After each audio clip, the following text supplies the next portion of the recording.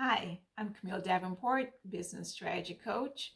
I help entrepreneurs like you cultivate, refine, and execute their vision so that they can have a successful and thriving business. I work with both for-profit and nonprofit organizations and those who are starting or have established their business and are looking to grow. In today's video, I would like to address the nonprofit side of my expertise and from what I'm seeing with working with nonprofit organization and providing some tips that can help you if you're either starting or have established your nonprofit organization and you're looking to grow. So the main thing that I'm seeing, at least with nonprofit organizations who are not growing, is because they're not running their nonprofit organization as a business. And when I say as a business, I mean as a for-profit business. Obviously, with nonprofit organization, the focus at least is on making a difference in the community. You're working hard to improve the lives of others. But the business side of it tends to be in the background and not get as much focus as it should. And what this does is that it prevents you from long-term growth and sustainability. So to bring that focus in back to the business portion of it and to ensure that you will be around to serve the community, we need to bring back the focus on running your business as a for-profit organization, which means to focus more on the business end.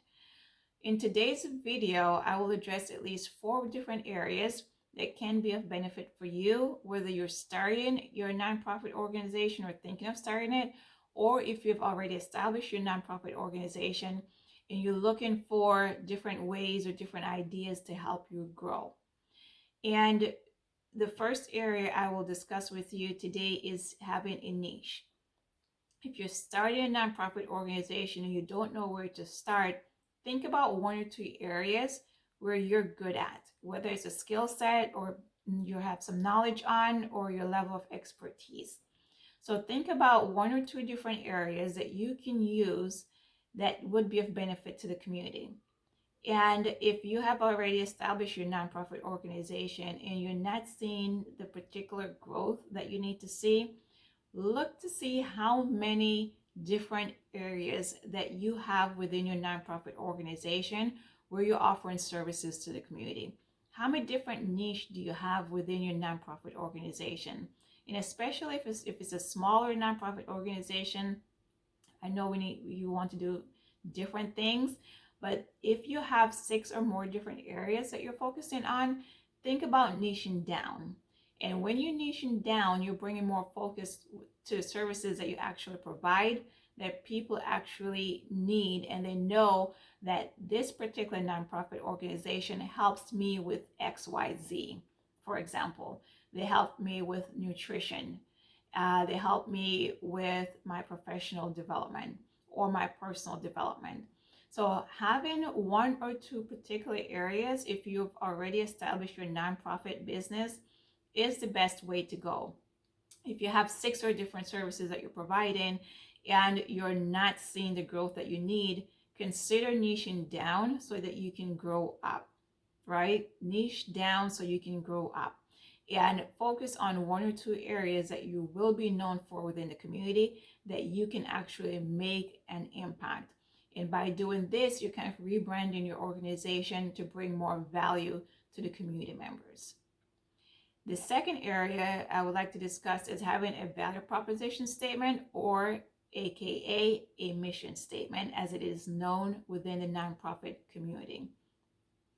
Having a mission statement is very important because it tells the community members how you're going to help them.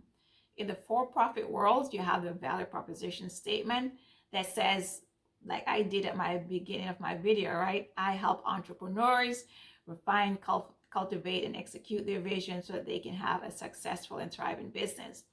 The same thing is needed when you're doing a nonprofit organization. It is very important that the members in the community actually know who you're going to help, how you're going to help them.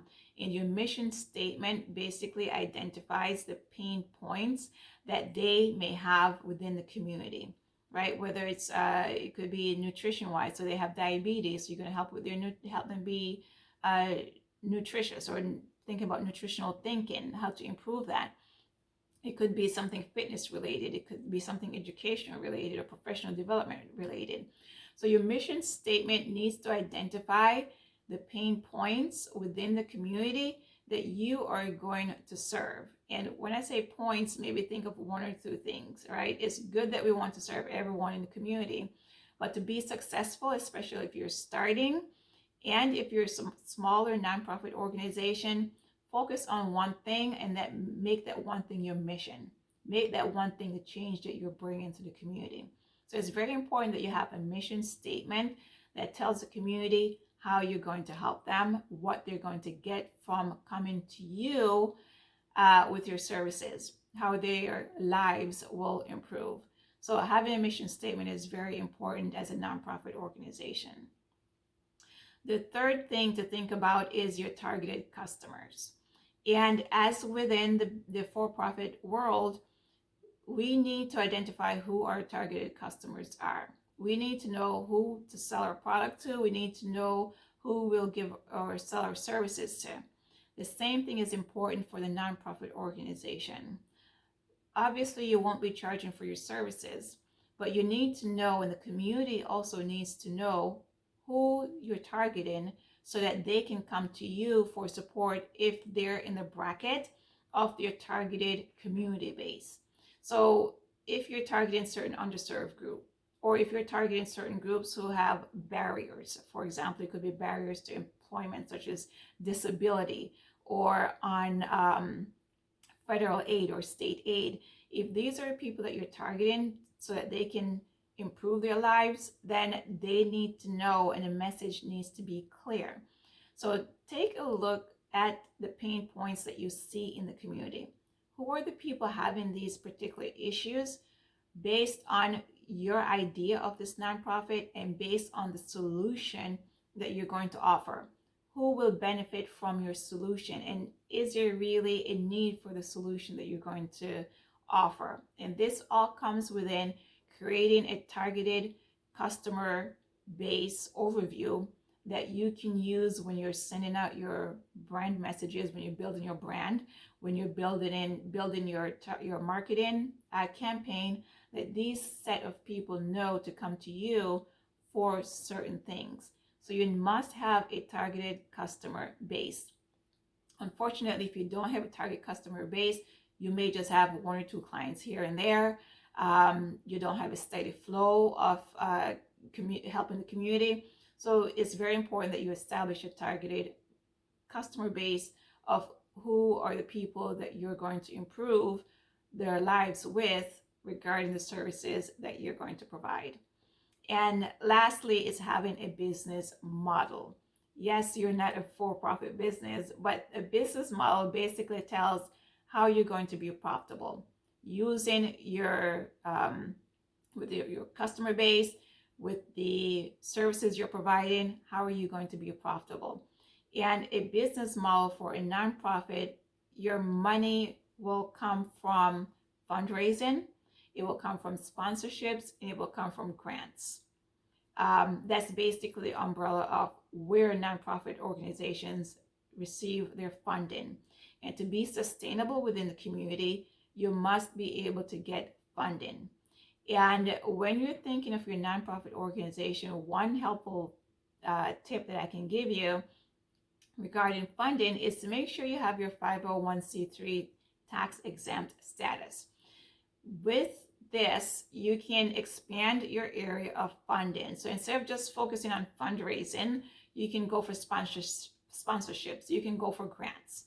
And once you have your 1023 application in and you're approved and you have your tax exempt status with the IRS, your nonprofit organization goes into the database where you're now eligible, and all the grant makers, when you're applying for grants, will see that you are a tax exempt nonprofit. And you don't have to go to large organizations for grants. You can get this from smaller community or businesses, but they need to see that. So when you're looking at your business model and you're looking at long-term growth and sustainability, having the 501c3 status is very important to your organization to make sure that you're able to provide the services to the community. And so if you don't have it, please make sure to at least start looking into the 1023 application status. So as a nonprofit organization, to grow, these are 4 areas that you really need to consider and expand on. And if you're thinking about starting your nonprofit area business, then these are areas that you at least need to start looking into so that you're starting on the strong foundation that you should, to ensure that you're able to support the community with the services that you're providing to improve their lives. So if you like this video, subscribe to my channel. I will be putting more of these out along with for-profit business advice and tips as well. So subscribe, and looking forward to hearing from you guys. Thank you.